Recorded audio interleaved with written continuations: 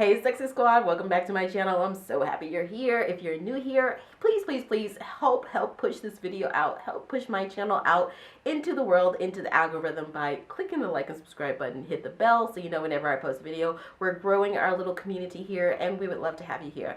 So this is going to be a quick video. I really just wanted to talk really quickly on what Kelly Rowland said about Meghan Markle. And I really just wanted to take this moment to reflect on how sometimes, not always, but sometimes you get this beautiful instance where black women will stick up for each other. And I really have no other way to put that. Now, of course, I'm going to have the Rangers. I'm even going to have random people who claim to be progressive who pop up in this and say, this is not about race. This is not about black women. And I'm going to say that's also a part of the narrative. For so long, black women have been pitted against each other. Now, I want you to go ahead and think of the Tyra Banks and Naomi Campbell dynamic. There's a reason why stuff like that happens. But sometimes when you get those beautiful alliances, you know, when you get those women who are willing to stick up for each other, when you get those women who have class, you know, the Red Table Talks, the Kerry Washingtons, you know, the Beyoncés sometimes, you know, you get these rare instances where women and black women see, hey, I see you, you know, I see the God in you, I see the beauty in you, and I know that there is industries out there, there are narratives out there, there's discrimination that comes from old worldviews, old traditions, old dynamics that wants me to hate you, and that will make some people happy. And where Kelly Rowland has decided to not do that, I really love that. And I feel we need more of that. We need more sisterhood. I feel like a century ago, that was much more prevalent, where there was a deep, and if you're going to come in here and say Meghan Markle's not black, she's black, okay? Her mom is black, she's black, she's black. I mean, it's a moment in every person's life, whether their skin looks like mine, whether their skin looks like this behind me. You know, there is a moment in every person who's got a drop of melanin in their skin, or rather a significant drop of melanin in their skin. They realize that there are different rules out there, unspoken rules in societies for other people. And if you think that what has happened to Meghan Markle has nothing to do with her background, when you look at other members like Kate or even allies like Eugenie, you know, and see that they haven't suffered from the same thing as Meghan, if you're going to be as delusional to say, oh no, it's because they craved attention. That's not what this is about. It's rooted in deep misogyny, patriarchy, racism, xenophobia that has been an unspoken rule of Western society for a very long time. Okay, let's just go ahead and put it out there. And black women often have had to be the silent sufferers of this, you know. And so I think a century ago, honestly, if you would have looked in the UK and you would have looked in the US, two sides of the same doggone coin, you would have seen a lot more alliance between black women. But we've come into this time where we've been able to be divided, you know, where it's the Beyoncés versus the Rihannas, where it is, you know, the Sanaa Lathans versus the Kelly Rowland, the Sanaa Lathans versus the Kerry Washingtons, you know, whatever it is, you know, oftentimes the entertainment community, the media, tabloids, trolls, it is a concerted effort out there to divide and conquer. That's very true. So I really like that Kelly Rowland was able to step in and say, hey, enough of this. Enough of this. Let me just read to you what it says. So this is from Celebrity. It says, Kelly Rowland on Duchess Meghan. She was royal before she was in that family. Now let me go ahead and say to this, because I oftentimes, some of you guys, when you come into my comments, I'll say, hey, queen. And I do that very intentionally because you are a queen, you know, and I want you to know that you're a queen. Not in the sense of Queen Elizabeth or, you know, Kate Middleton or Meghan Markle. It's not in that sense. It's in a spiritual sense. It's in a sense of saying, I know that you have that beauty and dignity and pride in you, and people have tried to knock you down for a very long time, but there's a queen inside of there. And queens can be any race. You could be a black queen. You could be a white queen. I call y'all all queen. To me, you're a queen, okay? there's a reason why I do that. And specifically with black women, it's because we have been dehumanized so often. We have been put down, put into these inferiority complexes, made to feel unloved, made to feel unbeautiful, to the point of it's us who often has to come back and re-energize one another. We've done it for centuries and centuries and centuries.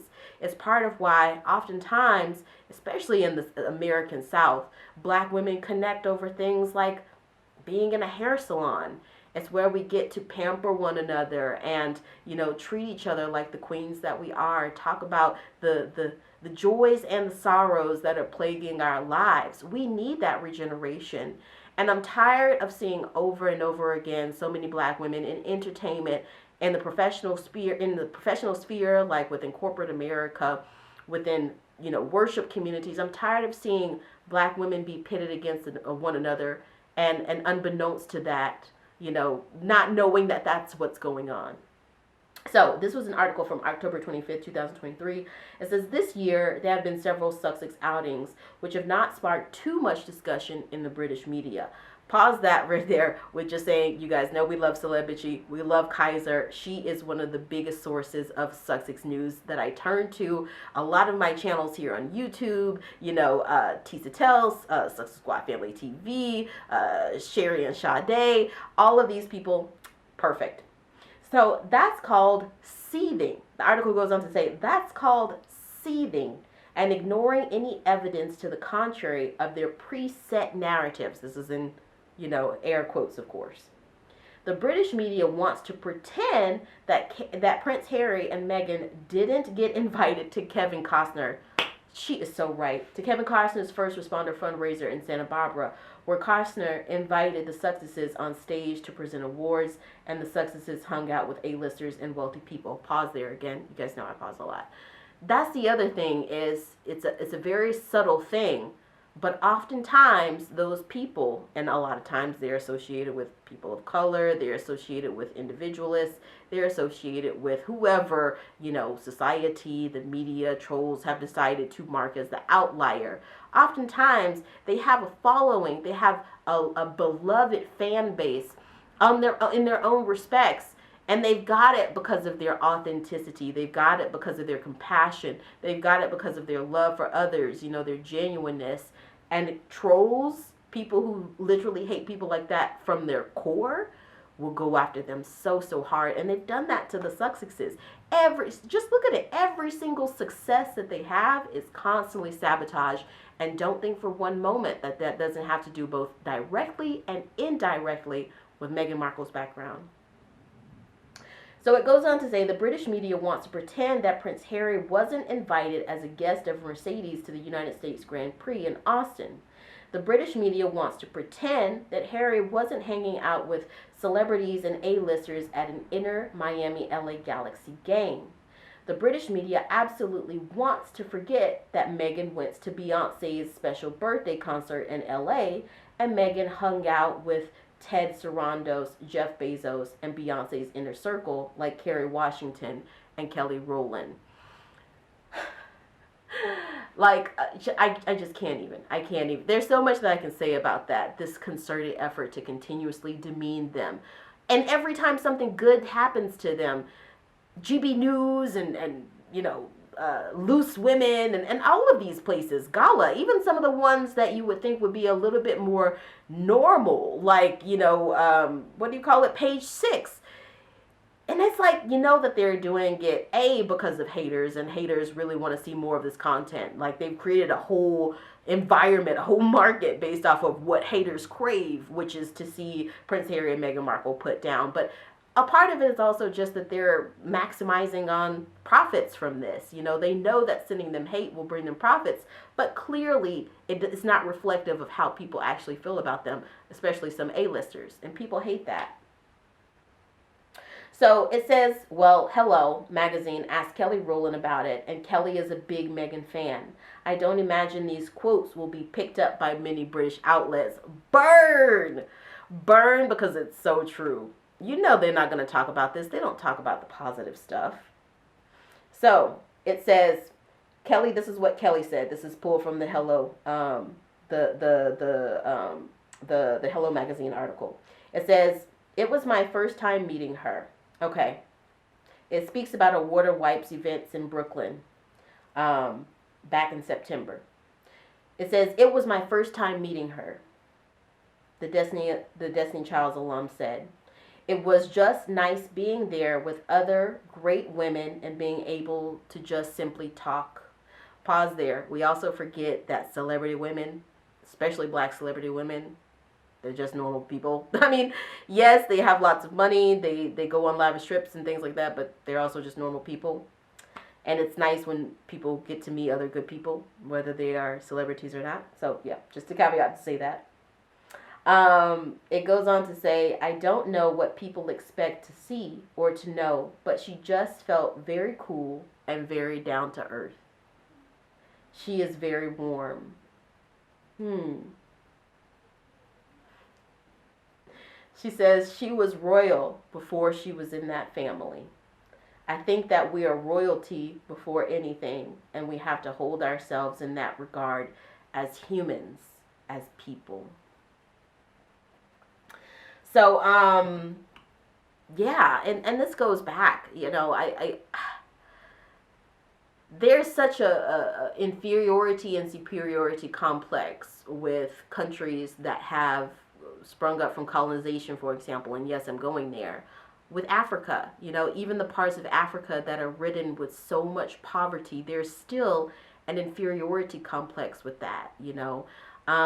It's because Africa was full of queens, full of very influential queens, you know, and they weren't just the Cleopatras. There were many queens who were quite dark-skinned. There were the Njingas, you know, and beyond that, even to just the normal middle-class Africans of the ancient world, they were treated with a respect. They oftentimes operated within matriarchies, these ideas of white supremacy, these ideas of just constantly beating down someone into conformity, and tearing up who they are to the core, just did not exist.